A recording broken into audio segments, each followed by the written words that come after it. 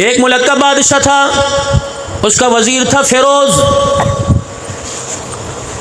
بادشاہ اپنے محل کی چھت کے اوپر چڑھا، فیروز کی گھر والی چھت کے اوپر کپڑے ڈال رہی تھی یا کوئی کام کاج کر رہی تھی۔ بادشاہ کی نگاہ پڑی، اس کی آنکھ کے اندر میل آ گیا، نیچے اترا، کہنے لگا یہ مکان محل مکان کس کا؟ کہا آپ کا۔ وہ جی دادا آپ کا بڑا قریبی فرما بردار جو وزیر فیروز ہے اس کا ہے۔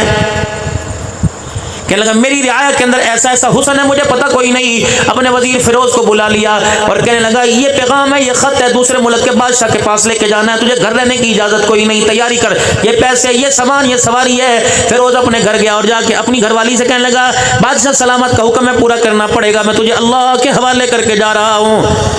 بادشاہ نے جو خط دیا تھا وہ اپنے تکیے کے نیچے رکھ لیا۔ صبح سویرے اٹھ کے جب سفر شروع کیا، سادے راہ لے گیا، کپڑا لتا لے گیا، سواری لگام کجاوا لے گیا، لیکن وہ خط بھول گیا۔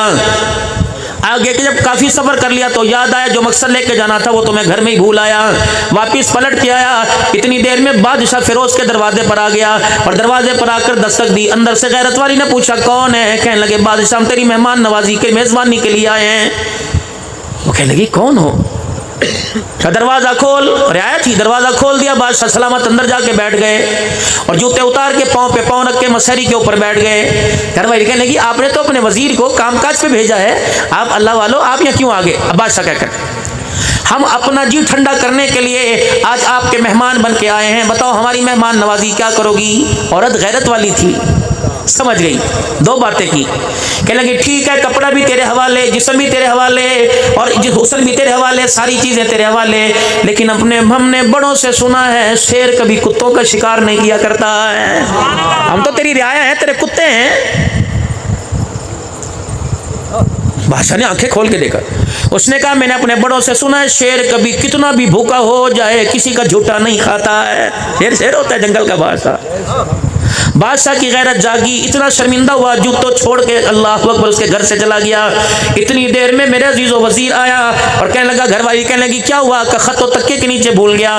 جلدی سے وزیر آیا، تک وہ تکیے کے نیچے سے خط اٹھانے لگا، نیچے بیٹھا تو بادشاہ کے جوتوں پہ نظر پڑ گئی۔ انا للہ و انا الیہ راجعون زبان سے نکل گیا۔ بیوی کو چھیتا کوئی نہیں، طلاق کوئی نہیں، ڈنڈے نہیں مارے، کاروکاری نہیں کیا، عزت کے نام پر بیوی کی چھری نہیں ماری، ذبح نہیں کیا، گولی نہیں ماری، چپ کر کے کہنے لگا مجھے تحقیق ہی کوئی نہیں، اصل حقیقت کیا ہے، چپ کر کے چلا گیا۔ جب وہاں سے واپس آیا تو بادشاہ سلامت کو خط کا جواب دیا، ساز و سامان ملا اور بادشاہ سلامت نے ہدیہ طائف کپڑا پیسہ دیا۔ گھر آیا، بیوی سے کہنے لگا یہ تیرے لیے کپڑے لے کے آیا بازار سے خرید کے، بادشاہ سلامت نے کب پیسے دیے تھے، بڑے دن ہو گئے تو اپنے ماں باپ کے گھر نہیں گئی، میں تجھے اپنے ماں باپ کے گھر، تیرے ماں باپ کے گھر چھوڑ آؤں۔ وہ کہنے لگی اس سے اچھی کیا بات ہے، خود بیوی کو چھوڑ کے آیا، وعدہ تھا آج کل پرسوں ترسوں کے اندر لینے آ جائے گا، لیکن مہینے گزر گئے اپنی بیوی کو لینے نہیں آیا۔ بیوی حیران پریشان تھی، میرے بغیر رات نہیں گزارتا، پتہ نہیں کیا بات ہے، کیوں چھوڑ کے چلا گیا۔ اس نے اپنے بھائیوں کو اللہ اکبر اپنے سسرال بھیجا تاکہ اپنے بہنوئی سے جا کے مل کے آؤ، بہنوئی سے ملاقات کی۔ وہ کہنے لگا جہاں ہے حفاظت کے ساتھ ہے، میں اسے واپس نہیں لے کے آؤں گا۔ اس نے کہا یہ کوئی بات ہے، وجہ نہیں بتاتا، نافرمانی کی، گستاخی کی، زبان درازی کی، اچھی بھلی نیک سیرت ہے، نیک سیرت حجت گزارے تو کیوں چھوڑ رہا ہے؟ انہوں نے کہا بس صحیح ہے، انہوں نے کہا تیری شکایت ہم قاضی سے کریں گے۔ دونوں بھائی قاضی کے پاس چلے گئے، پتہ کی بات ذرا زور سے توجہ سے سمجھنا، دونوں بھائی قاضی کے پاس چلے گئے۔